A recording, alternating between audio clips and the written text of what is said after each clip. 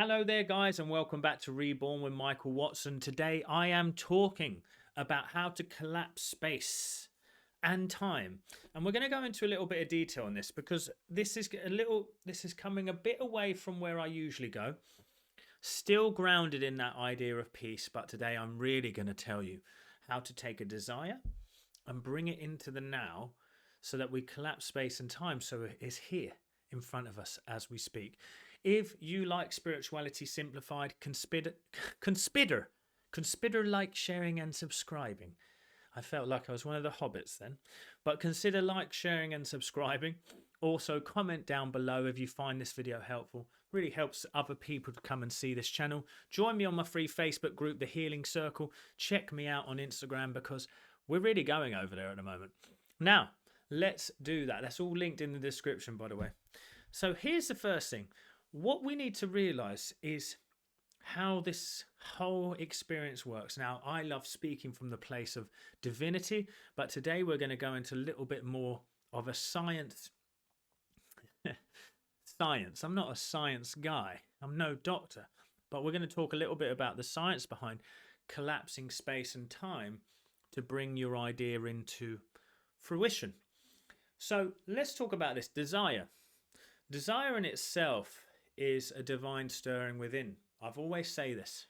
You wouldn't have desire within you. If you are looking for health, if you are looking for more abundance, if you're looking for these things, you wouldn't have this desire within you if it wasn't from a divine stirring. Now, the time when we have desire and we become intentional to get that desire, it already exists in some plane of existence.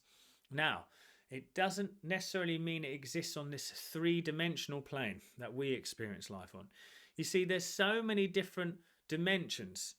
There is likely at some point, even listening to Dr. Joe Dispenza and his retreats and all of that, some claim there are blue beings that come into his wonderful 7-day retreats, and they live on a different dimension. They exist on a different dimension that you access through meditation.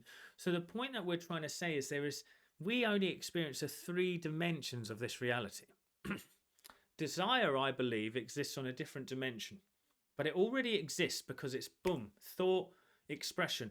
The idea where I combine these two is that the Big Bang was just an expression of consciousness, a thought in the divine mind to experience it. Now, our way that we experience space and time is linear, but to a multi-dimensional experience, time could be happening all at once. So I always believe that our experience of time is linear, but time actually exists all now and forever. Now, does that mean that we have a destiny? I don't believe in destiny, no. But what I think is that the consciousness, the intention, the desire just creates that experience. Now, we could experience it immediately if we knew how to live on this multi-dimensional plane. But I'm saying to you this, let's get rid of all of this fluff and make it so clear. My desire happens, it is expressed somewhere in reality. Not quite in my experience, but it already exists. That means that all I need to do is to go through the space-time to get to that desire. What we tend to do, though, is because we don't see it immediately, we start to notice all the different things that are happening and we become very reactionary to those things. To collapse space and time, what you must do is you must start to normalize and accept it to be yours already. What a man asks for in prayer and believes is already his, it shall be. As a man thinketh in his heart, so he will see. We've been taught this so many times. We collapse space and time by becoming the match of that which we want. Now, to become the match of that which we want means there's no resistance to it. When I go to sit down on the chair, I expect it to carry my weight. So I don't then go, touch, I need to check it. But someone will go, I would like to earn 50,000 a month. And then they go, how though? How? Oh, it's not possible. Not possible. Everything is possible. So my point is you notice the part of you that's denying it. The part of you that is denying it is stopping space and time collapsing. And that's why it takes time for us to experience it, because we have to adapt and adjust to become the person that is ready to accept it. You see, if you this is what you need to experience. I'll talk about money because it's easy to quantify, but this is in every area of life. If you Why do most lottery winners who win the lottery end up going more broke than when they started? Because they're not an energetic match to that money.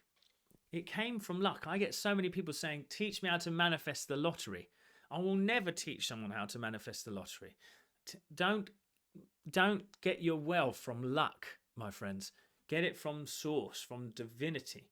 I'm saying to you, when you're ready to accept something like your health, like the love of your life, like your wealth, it will be. So you have to work on you. The way that you collapse space and time is you become a new version of you. And then it's like, I'm just so ready for it. So it goes, boom, here you go.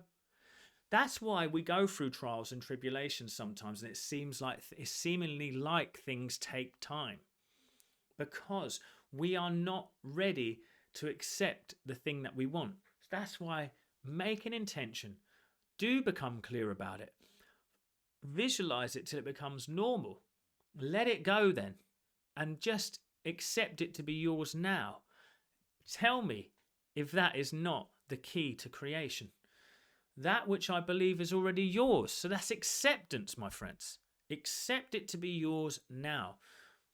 And so it's like, yes, I'm not a millionaire yet, and I don't even want to become a millionaire from coaching.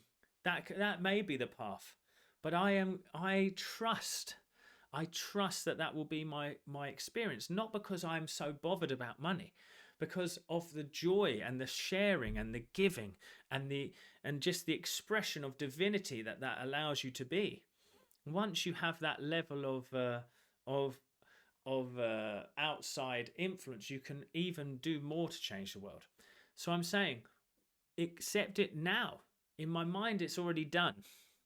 I do not care how long it takes anymore. I do not care what bridge of incidences I need to go across to experience it. I know it to be true. So once you know it to be true, you can relax because it's done. It's like ordering in the restaurant. You don't keep going in and banging on the chef's head and saying, "Is it done yet?" 2 minutes after you've ordered it.